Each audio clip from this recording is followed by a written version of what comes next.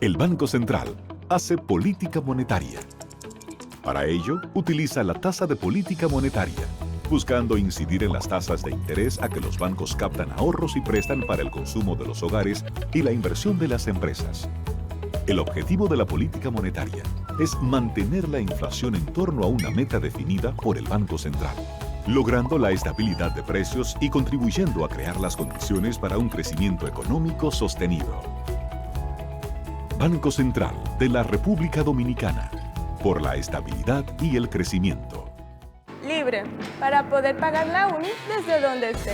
Libre para checar que me pagaron sin gastar mi internet. Y para hacer mis transferencias sin tener que estar buscando Wi-Fi. Para poder ver lo que tengo en mi cuenta sin que se me acabe la recarga. Ay, sí, lo fácil que es de usar.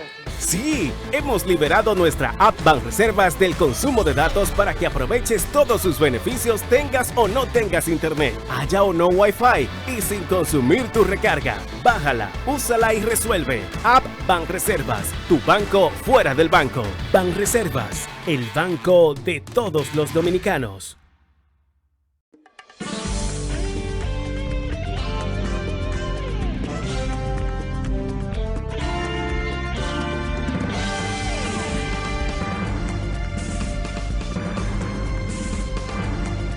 Muy buenas tardes, amables televidentes. Bienvenidos a su cita diaria, crepuscular y nocturna en Teleimpacto, que es al final de la tarde, despidiendo el sol y comenzando la noche.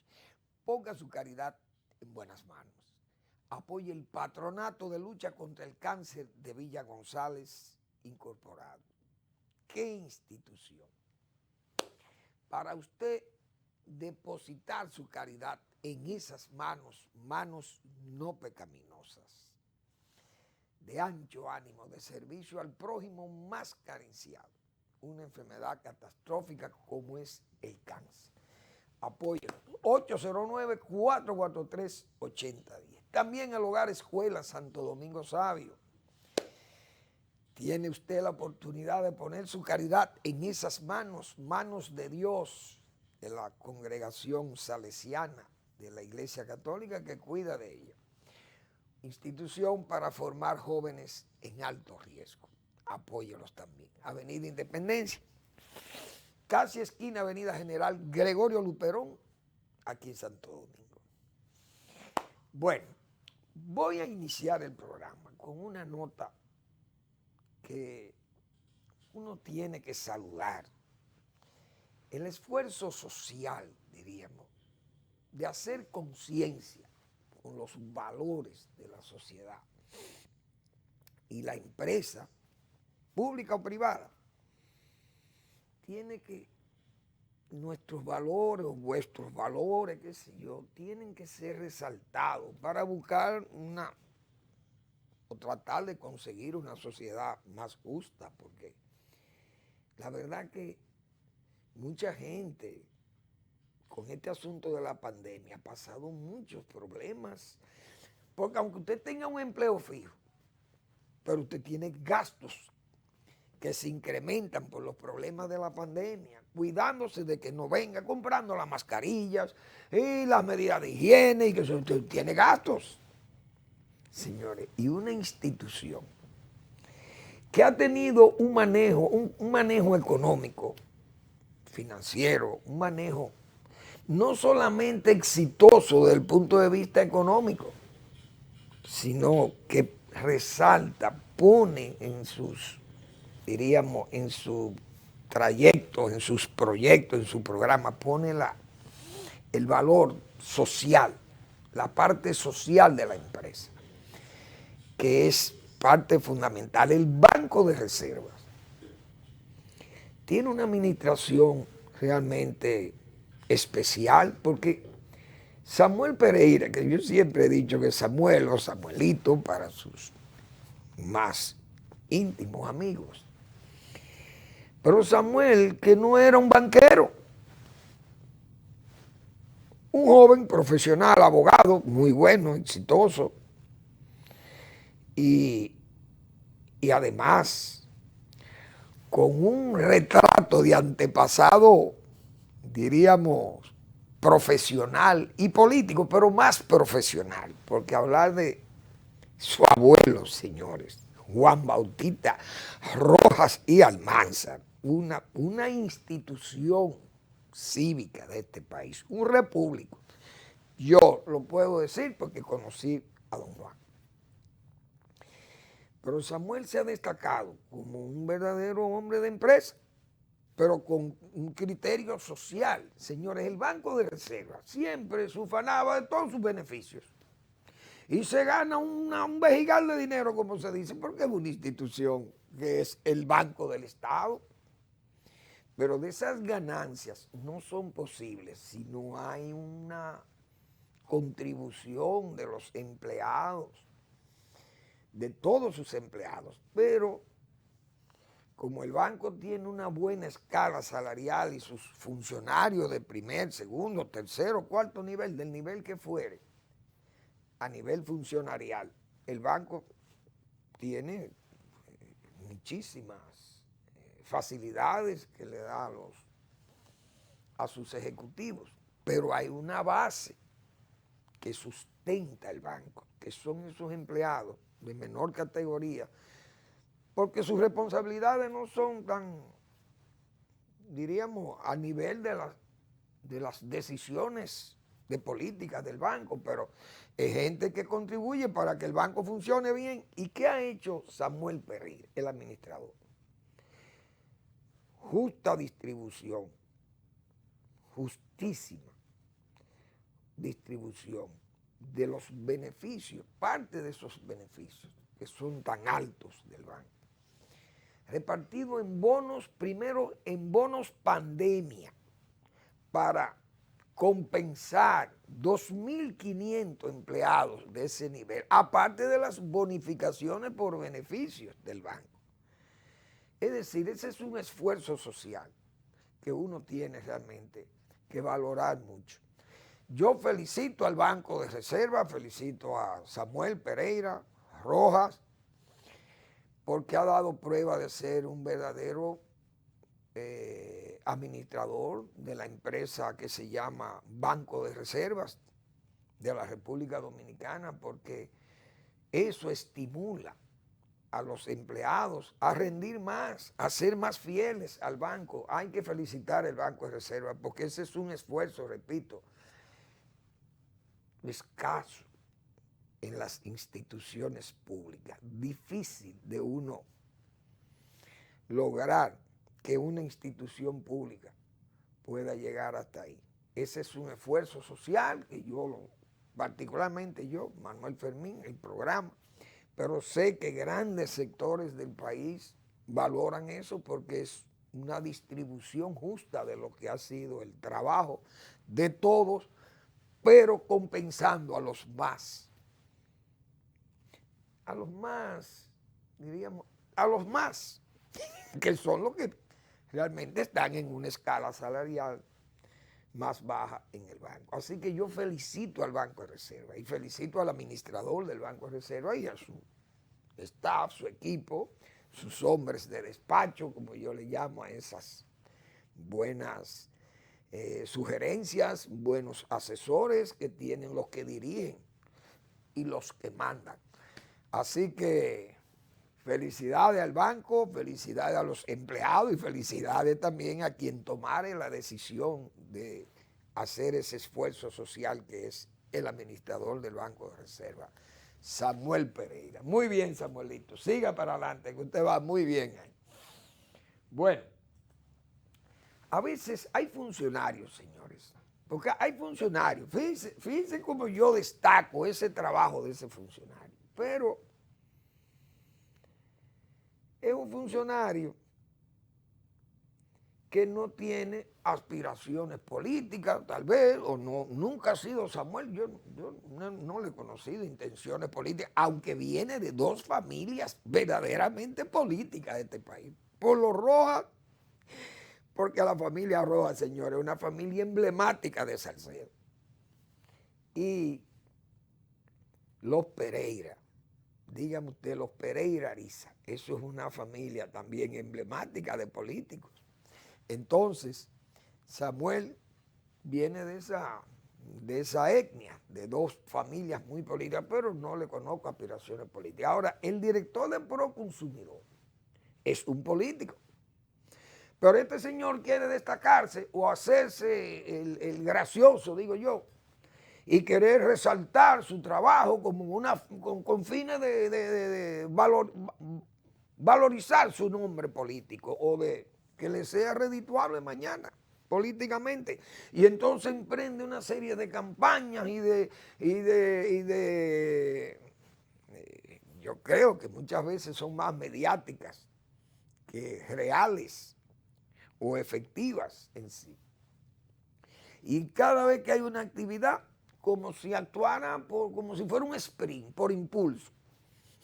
Cada vez que hay una actividad, quiere destacarse como el hombre de alto celo por los bienes o por los intereses de las mayorías o de los consumidores, porque sufren el expolio de los comerciantes agiotistas.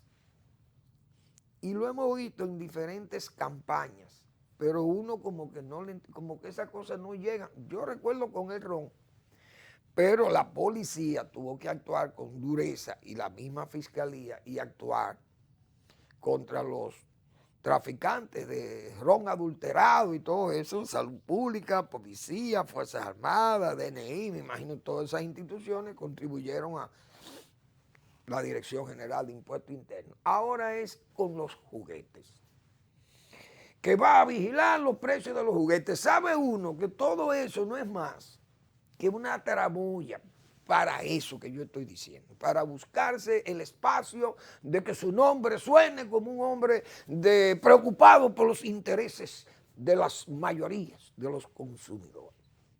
Así anunció el día pasado una multa de 3 millones de pesos a una empresa que, no sé, él la acusó de violar algo ahí, no sé si la ley, o se negaba, no sé, a entregar una información. El hombre le puso una multa de 3 millones de pesos. Nosotros decíamos aquí, en esa oportunidad, que eso era peligroso, que una institución que no está para penalizar o para castigar de esa forma, porque señores, donde hay un juego, una transacción dineraria de 3 millones de pesos entre un funcionario público a la discreción de ese funcionario o de la institución que maneja ese funcionario, con una empresa que pueden llegar a un acuerdo. ¿Y qué sabe uno cómo se llegan a acuerdos en transacciones dinerarias de este tipo?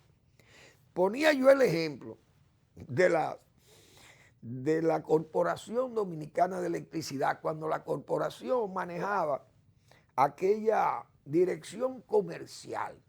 Por ahí pasaron muchos directores comerciales, pero eran verdaderos gánsteres, muchos que pasaron por esas direcciones. ¿Por qué? Porque negociaban deudas. ¿Con quiénes? Con clientes morosos o clientes que adeudaban muchísimo dinero a la empresa o que le robaban la energía a la empresa y eran acusados y sometidos, etc.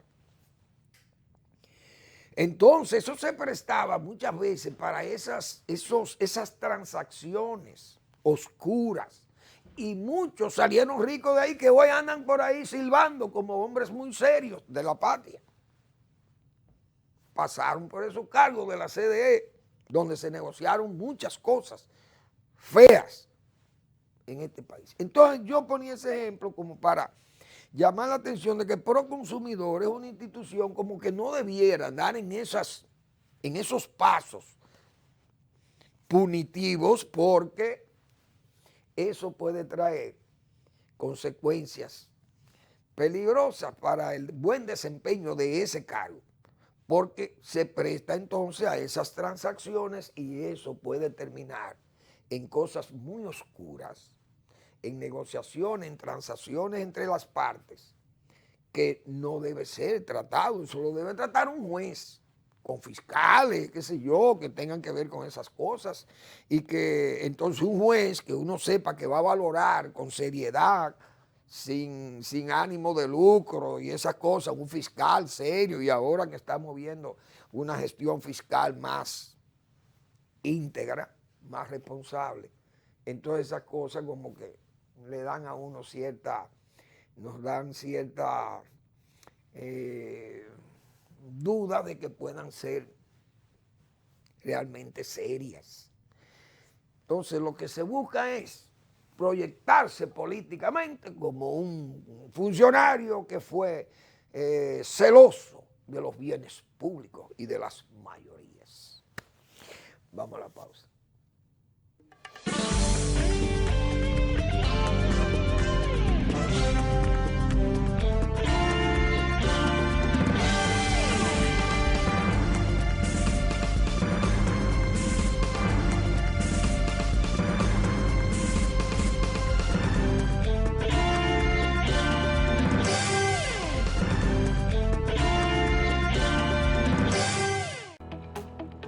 El Banco Central hace política monetaria. Para ello, utiliza la tasa de política monetaria, buscando incidir en las tasas de interés a que los bancos captan ahorros y prestan para el consumo de los hogares y la inversión de las empresas. El objetivo de la política monetaria es mantener la inflación en torno a una meta definida por el Banco Central, logrando la estabilidad de precios y contribuyendo a crear las condiciones para un crecimiento económico sostenido. Banco Central de la República Dominicana, por la estabilidad y el crecimiento. Libre, para poder pagar la uni desde donde esté. Libre para checar que me pagaron sin gastar mi internet. Y para hacer mis transferencias sin tener que estar buscando Wi-Fi. Para poder ver lo que tengo en mi cuenta sin que se me acabe la recarga. Ay, sí, lo fácil que es de usar. Sí, hemos liberado nuestra app Banreservas del consumo de datos para que aproveches todos sus beneficios tengas o no tengas internet, haya o no Wi-Fi y sin consumir tu recarga. Bájala, úsala y resuelve. App Banreservas, tu banco fuera del banco. Banreservas, el banco de todos los dominicanos.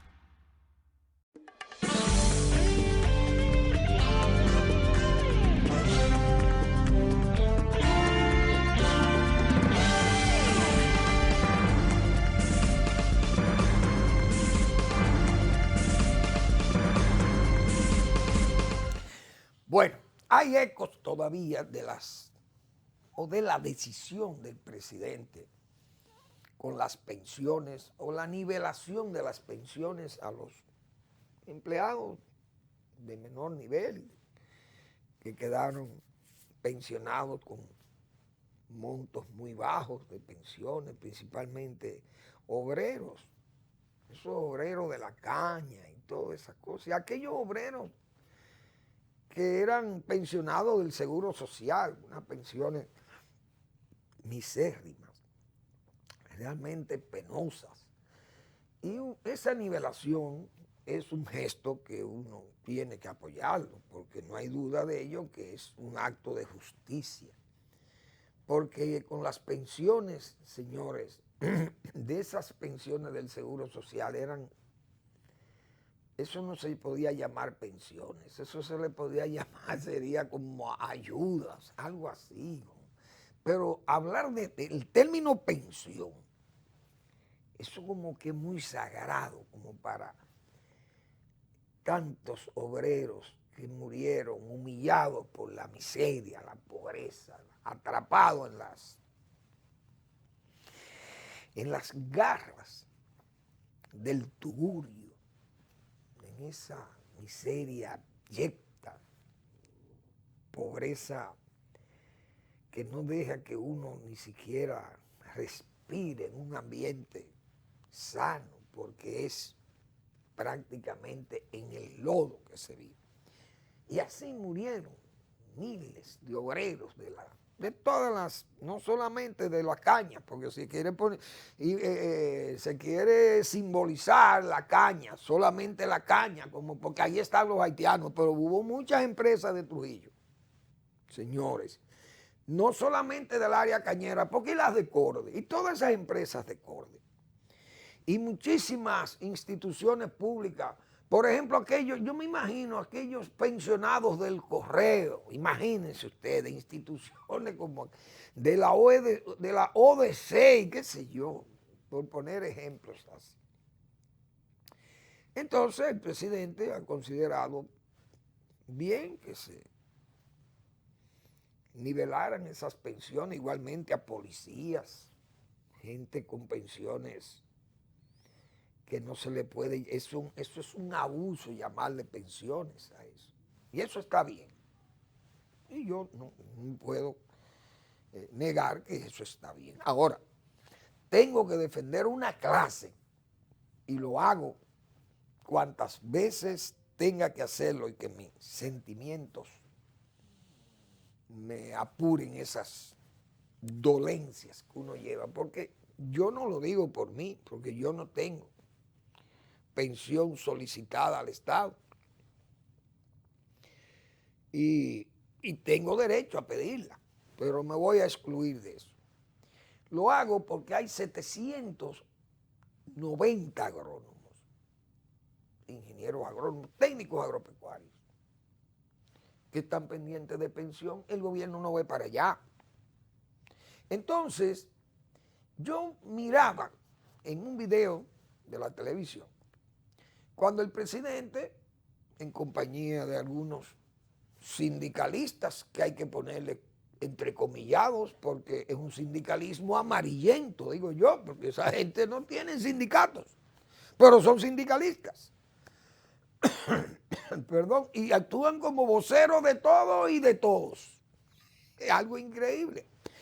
La historia del sindicalismo se resume en ellos. Es la esencia mejor destilada del sindicalismo. Son esos, ya yo le llamo avivatos del sindicalismo. Porque cuando uno ve a Barbarín Mojica, aquel legendario muellero o líder obrero que fue, que en paz descanse, o el MEN, que creo que fue de los obreros del área de la zapatería o de esas cosas, no recuerdo, pero aquellos sindicalistas de Poasi, los sindicalistas incluso de Stapi, que aunque era un sindicato amarillo, se le llamaba así, la izquierda acostumbró a llamarle amarillo a esos sindicatos que eran patrocinados por el gobierno, principalmente ese gobierno de Balaguer, que tuvo que hacerlo para fines de compensar aquella hostilidad sindical que había para la época.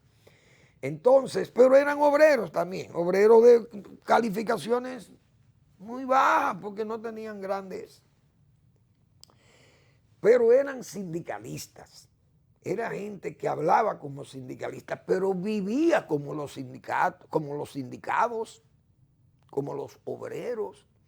Pero estos señores, que hay unos 3 o 4 que se han dedicado a ser los representantes del sector sindical, vi al señor Abreu, que es uno de ellos, muy feliz y muy contento con el presidente Abinader, entregándoles documentos para fines de que lo recibieran los obreros. Pero resulta que ese señor tiene una pensión de 75,000 pesos. Los 4 jinetes del sindicalismo, entrecomillados, tienen 75,000 pesos de pensión fija sin haber trabajado nunca en el gobierno, en el Estado. Es decir, son de que los representantes de los obreros, y entonces ellos, sin ser obreros y sin ser trabajadores del Estado, disfrutan de pensiones privilegiadas. Eso es amarillismo, porque estos entraron como amarillos. Y a mí me duele, no porque el Estado o el presidente tenga ese gesto, porque el presidente tiene derecho constitucional, le parece, a esas decisiones, cosa que uno respeta. Además, respeto la sensibilidad social que pueda tener el presidente, pero no hay una justa distribución. No ha habido una justicia distributiva con los agrónomos y los médicos veterinarios, porque a esa gente no se le otorgan las pensiones y además se despiden a 820 agrónomos, son despedidos del sector público, que es el único que le brinda calor y nido a los pobres agrónomos. Una clase ya profesional venida menos en este país, por eso incluso he dicho aquí, lo he dicho responsablemente, las escuelas de formación de técnicos agropecuarios están prácticamente vacías. ¿Por qué? Porque fíjense cómo es que viven los agrónomos. Le niegan las pensiones.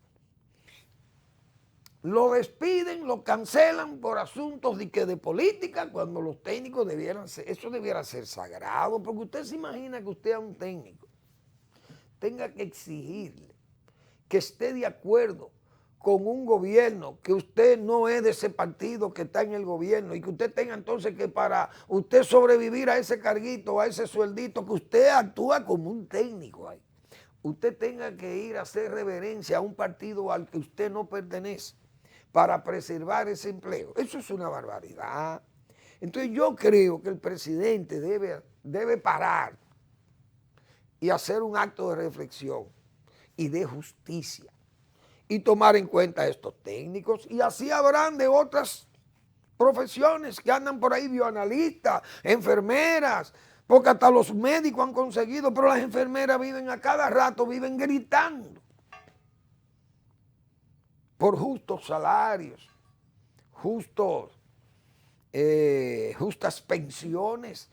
Los maestros gritan, lloran, pero tienen un gremio que se ha convertido en una verdadera atalaya, una fortaleza para ellos, y eso entonces y han logrado unos ingresos por vía del 4%, por ejemplo, del PIB de este país, que ya no son centavos, estamos hablando de casi 100 mil millones de dólares.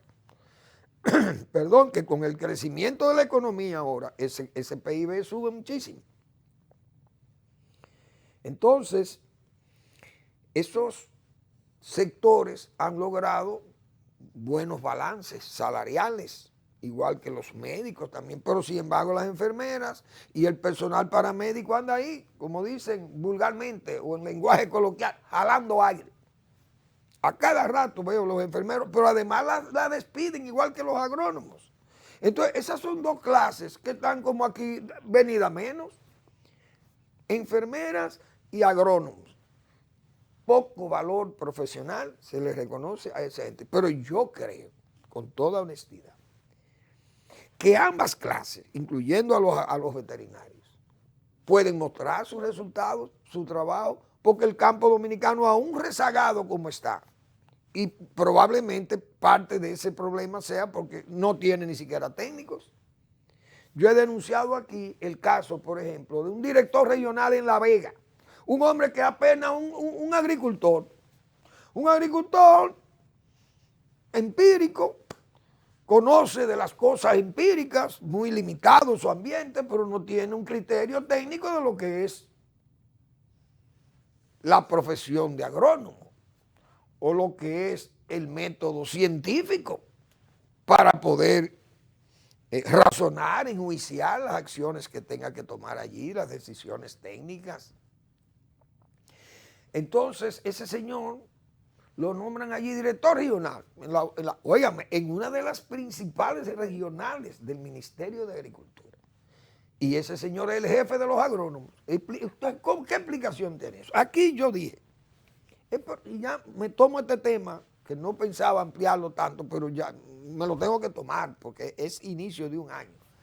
Y nosotros entendemos que esa clase hay que protegerla aquí. Y yo me he tenido que convertir en un defensor de mis agrónomos, como digo. Pero yo dije aquí lo que pasó en Oviedo y mostré aquí en esta televisión, en estos monitores que me permití ver aquí, pero ustedes lo vieron en sus aparatos de televisión. Las imágenes que yo presenté de los plátanos de Oviedo. Una catástrofe. Aquello fue una especie de ciclón. Yo recuerdo el ciclón Inés, cuando azotó todo ese litoral suroeste o sur profundo de la República, que visité días siguientes al ciclón Inés. Visité esa zona hasta Pedernales, vadeando ríos, cruzando cañadas, bueno, un grupo de aventureros cruzamos ese litoral y llegamos a Pedernales, recuerdo. Allá nos recibió Pablo Rafael Casimiro Castro Fello, también recordado, amigo de nosotros también y de mi familia. Fello Casimiro Castro era el senador por la provincia Pedernales.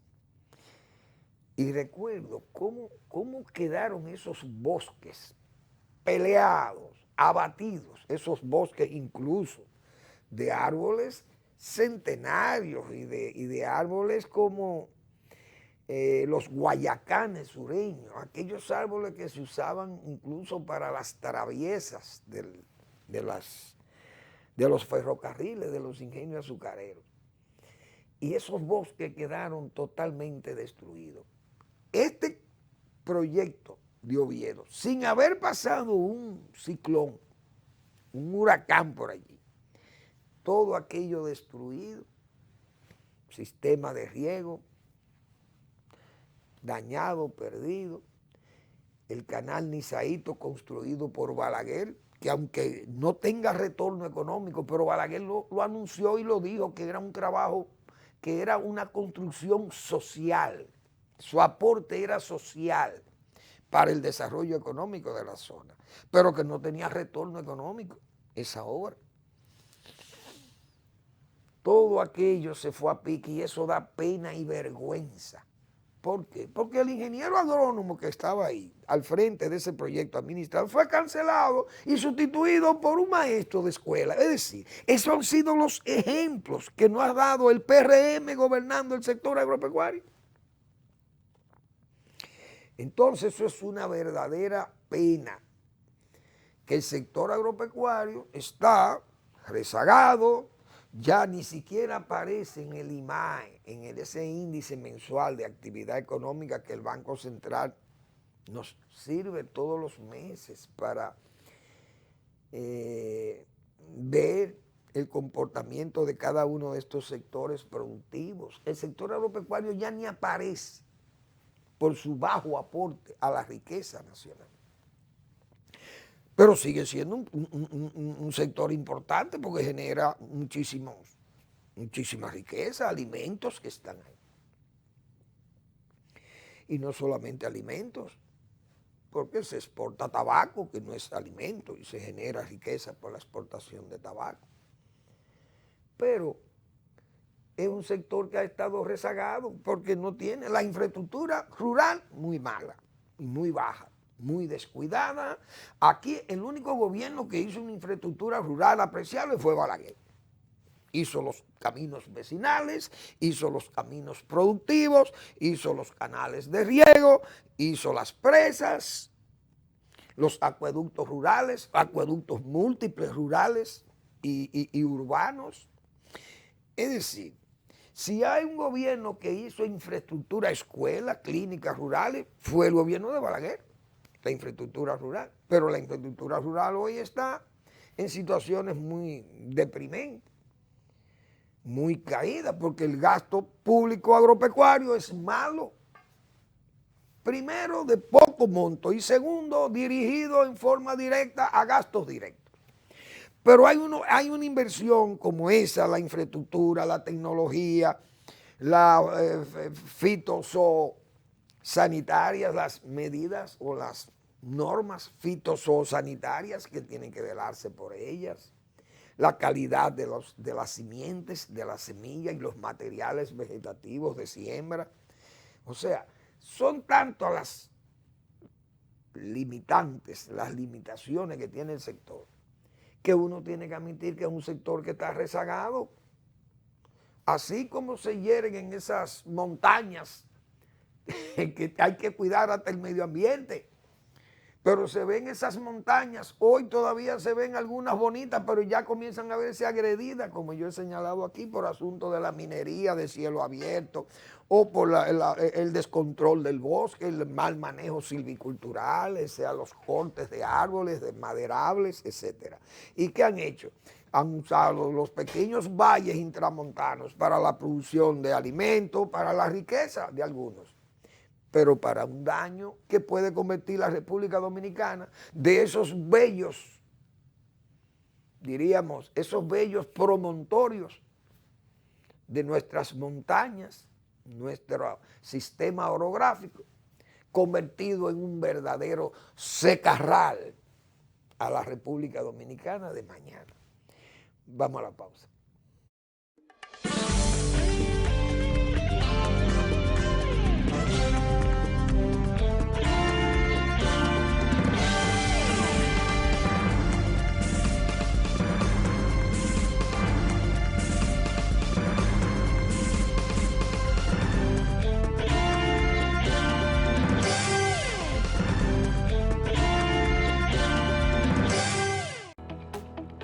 El Banco Central hace política monetaria. Para ello, utiliza la tasa de política monetaria, buscando incidir en las tasas de interés a que los bancos captan ahorros y prestan para el consumo de los hogares y la inversión de las empresas. El objetivo de la política monetaria es mantener la inflación en torno a una meta definida por el Banco Central, logrando la estabilidad de precios y contribuyendo a crear las condiciones para un crecimiento económico sostenido. Banco Central de la República Dominicana, por la estabilidad y el crecimiento. Libre, para poder pagar la uni desde donde esté. Libre para checar que me pagaron sin gastar mi internet. Y para hacer mis transferencias sin tener que estar buscando Wi-Fi. Para poder ver lo que tengo en mi cuenta sin que se me acabe la recarga. Ay, sí, lo fácil que es de usar.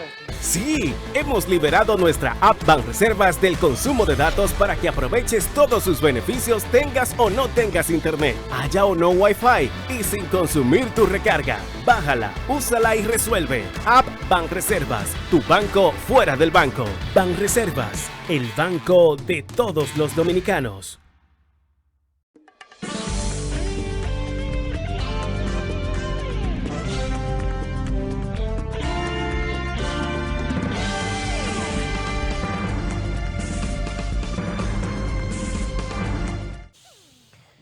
Bien,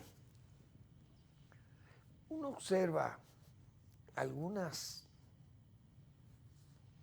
críticas que se le hacen al gobierno por parte de algunos directivos del Partido de la Liberación o Partido Laboral Danilista, como yo le llamo, porque tengo que decir laboral porque son gente que hay una incondicionalidad jurada a su líder, Danilo Medina, que pienso que le hace un daño extraordinario a ese partido porque él no usa el partido para fortalecerlo, sino para protegerse de lo que le pueda venir y de lo que debe venirle, porque uno ha visto todas las evidencias, pruebas fundadamente válidas y tomadas válidamente también, porque no son pruebas tomadas de forma ilícita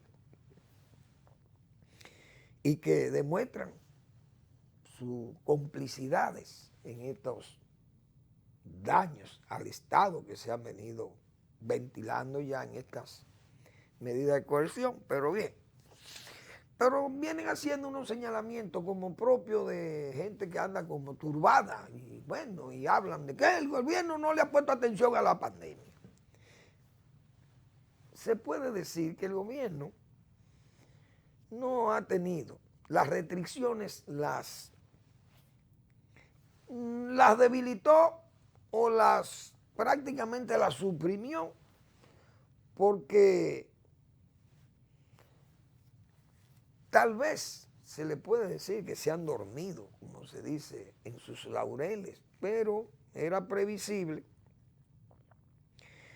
que como van las actividades de vacunación, que las cosas no iban a ser, a pesar de que hay una gravedad con el nivel de infección, pero no hay una gravedad con el nivel de hospitalización y diríamos de letalidad, como también, porque uno tiene que reconocer eso. Yo viendo hoy el caso de Israel, por ejemplo, sugiriendo una cuarta vacuna, pero no solamente de Israel, Estados Unidos, sugiriendo ya, aprobando una tercera vacuna. Entonces el gobierno dominicano fue previsor cuando se adelantó a poner una tercera vacuna, que yo creo que solamente Israel y nosotros, dos de los países más pequeños del mundo, fuimos los pioneros prácticamente de la tercera dosis de vacuna. Entonces, eso fue un acierto del gobierno, que todos se lo reconocimos, y uno tiene que ser justo también en eso. Aunque en esta vez las restricciones se cayeron, es verdad. Y tal vez se jugó a que las cosas no podían ser así, tan masivas como hoy están afectada a la sociedad nacional por el asunto este del virus, que son números que yo he dicho, que no son números falsos, sino números son dados como para, diríamos, para llenar requisitos. Pero esa no es la realidad. La realidad es que cualquier número de esos, 1.600, 2.000, 3.000, 4.000 enfermos, vamos a ver cuánto dice el Nacional, que creo que dice que hay alarmante, COVID rompe récord, 3.700 casos, dije yo ayer. Los hay en Naco y en Piantini, o en el Quiqueya y esa zona. ¿Por qué? Porque el Gran Santo Domingo, eso se multiplica como por 80 veces, pienso yo, la cantidad de gente que hay enferma de eso. Pero desde luego se ha determinado que no hay esa letalidad. Ahora, fuera de eso, es decir, esos señalamientos que han hecho algunos de esos dirigentes, pero debieran ver hacia adentro de su partido, pienso yo, porque como está la situación, uno sabe que hay una situación para la oposición que no le va a ser fácil, a pesar de que el gobierno, como hemos dicho, tiene muchos enemigos jurados, pero no son enemigos, vamos a decir,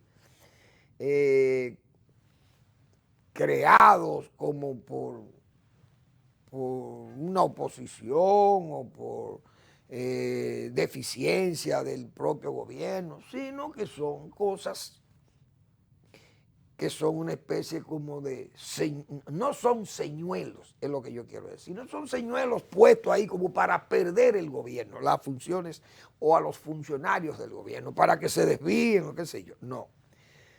Han venido cosas que son propias de lo exterior, como se dice, vienen el precio de los combustibles, el gasto, de esas cosas son molestias para cualquier gobierno, pero no son causa del gobierno, que el gas propano cueste 140 pesos, aunque uno sabe que hay una carga impositiva y alta, pero que tampoco la puso este gobierno, porque viene de bien atrás. Entonces no le luce a la gente del PLD, por ejemplo, decir que el gas está caro porque tiene altos impuestos, porque eso mismo lo tenía antes también. Bueno, el gobierno tiene muchísimos enemigos, repito, que no son señuelos puestos por los adversarios. Ahora, estos adversarios tendrán que limpiarse para poder competir con un gobierno que, aunque tenga esos adversarios, esos enemigos, pero el gobierno está funcionando y está trabajando para fines de sostenerse y ganar el espacio y ganar el aplauso que le permita seguir, ir a su reelección, hemos dicho, y ya es una reelección que está anunciada porque el propio partido abre las puertas. Cuando desmonta los estatutos, le desmonta ese impedimento, y ya eso prácticamente quiere decir, estamos en campaña, incluso funcionarios como la alcaldesa de la capital han dicho, ya están en reelección del presidente. Claro, el gobierno tiene esos adversarios que hemos dicho.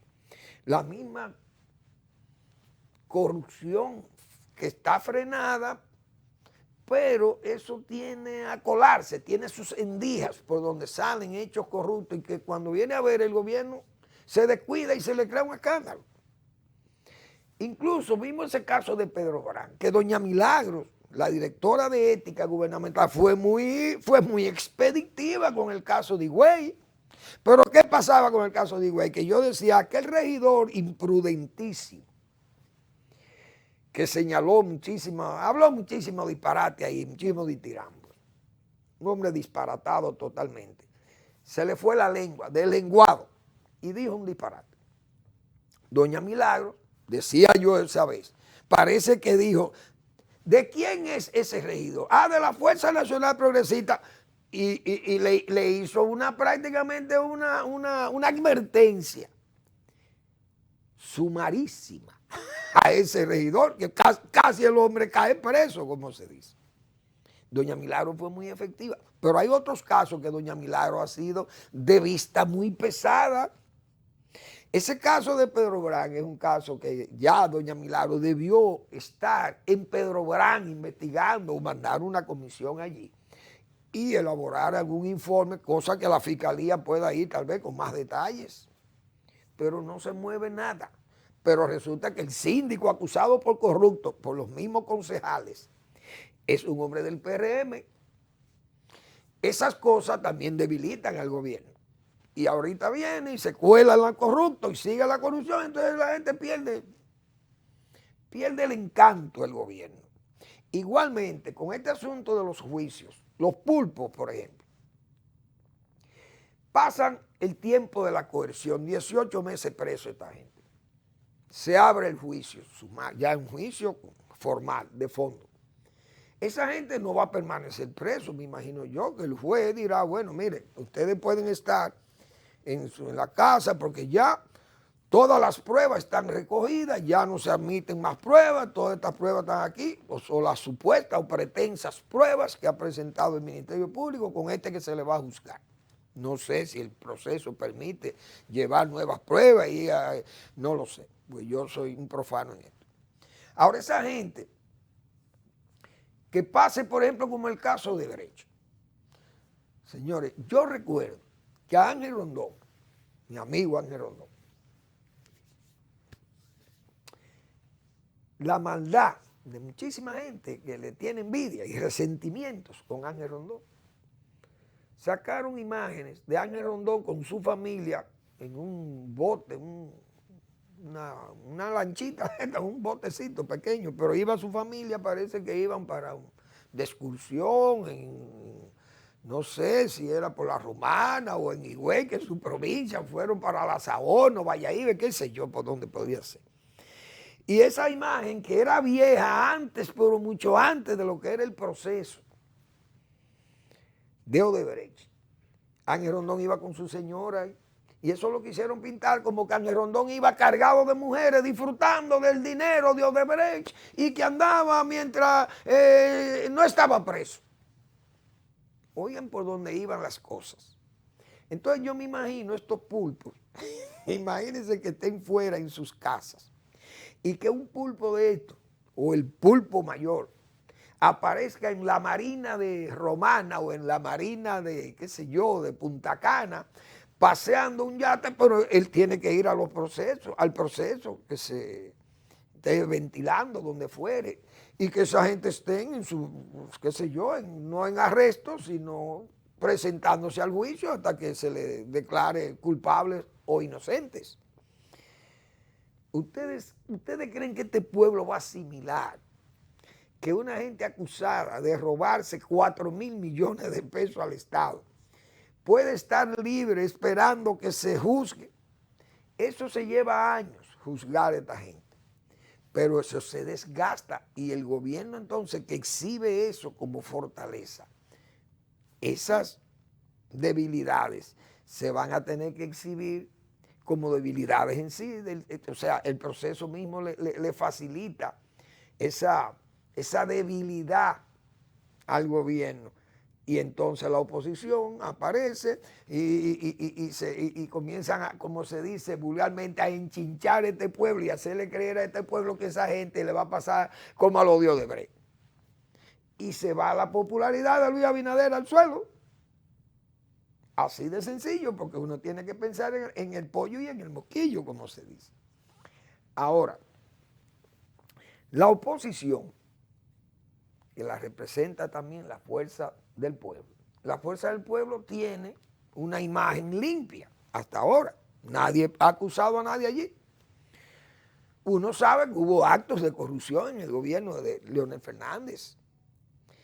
Ahora, el nivel de corrupción que hubo en el gobierno de Danilo Medina, toda una estratagema montada, o una estrategia montada, perdón, para desfalcar el Estado sobre la base de que tenemos el poder, la familia del poder, y aquella consigna, que yo me imagino aquella consigna a los Luis XVIII, por parte de la familia Medina Sánchez. Enriquézcanse, caballeros. Imagínense aquella consigna. Enriquezcanse, caballeros, del monarca constitucional francés Luis XVIII. Eso fue la consigna en el gobierno de Danilo Medina. Entonces, esa oposición, para lograr una unión, una posible unión, para tratar de vencer al PLD, al PRM, tendría que ir con un PLD ya desbrozado, limpio, pero no que se convierta entonces en una suerte de madriguera de todo esto corrupto y la familia de Danilo Medina y Medina atrincherado Danilo Medina allí para fines de que los tiros se le desvíen.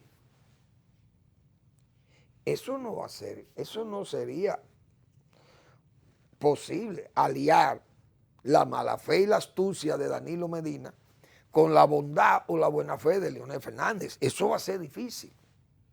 Porque yo recuerdo, por ejemplo, el caso de Salvador de Blanco. Esa tendencia de Salvador de Blanco era la tendencia más fuerte que había en el PLD, como hemos dicho, que en paz descanse Salvador.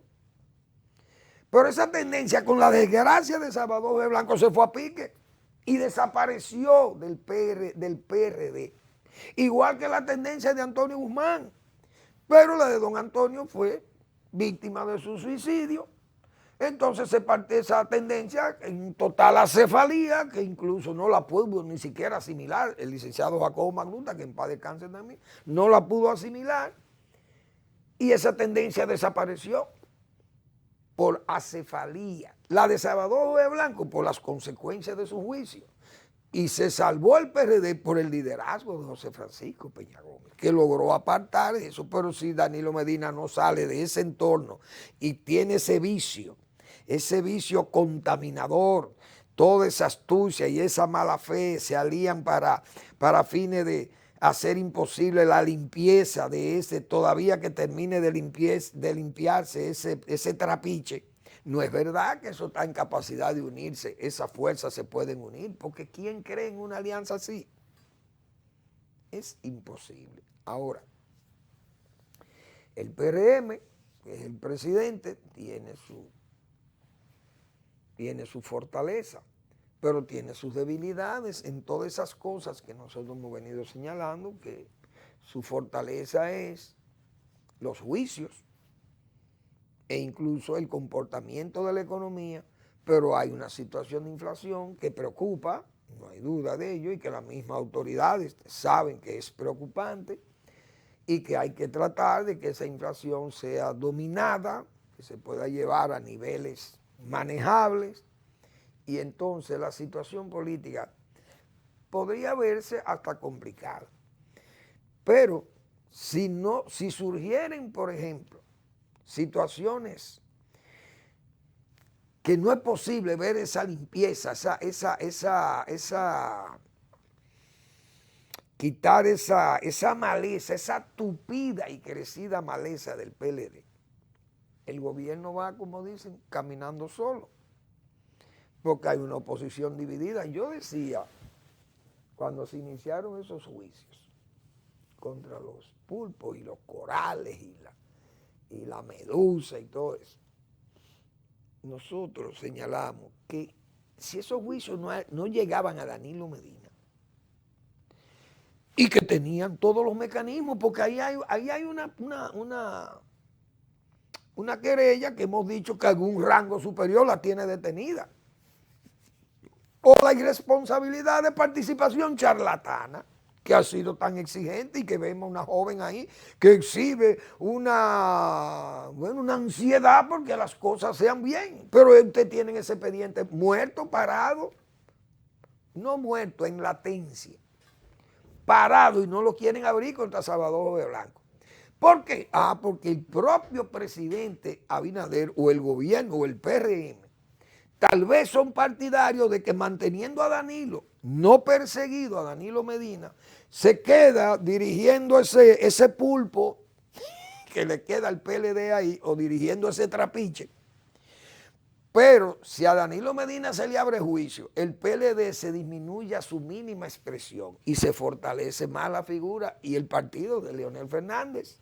Entonces se le teme a que Leonel Fernández se fortalezca sobre la base de la debilidad de Danilo. Por tanto, no se persigue a Danilo para que esas fuerzas se mantengan separadas, aquellos crean que pueden ser retorno de gobierno más luego y el PR o la fuerza del pueblo no pueda alcanzar el nivel para derrotar al PRM. Todos esos son los cuadros que uno percibe de lo que es la política en la República Dominicana. Pero seguiremos sobre todo estos temas que son interesantes y que uno le apasionan. Será para una nueva oportunidad porque hoy ya el tiempo se me agotó. Gracias por su atención. Nos vemos mañana en otra entrega de Al Final de la Tarde, despidiendo el sol y comenzando la noche.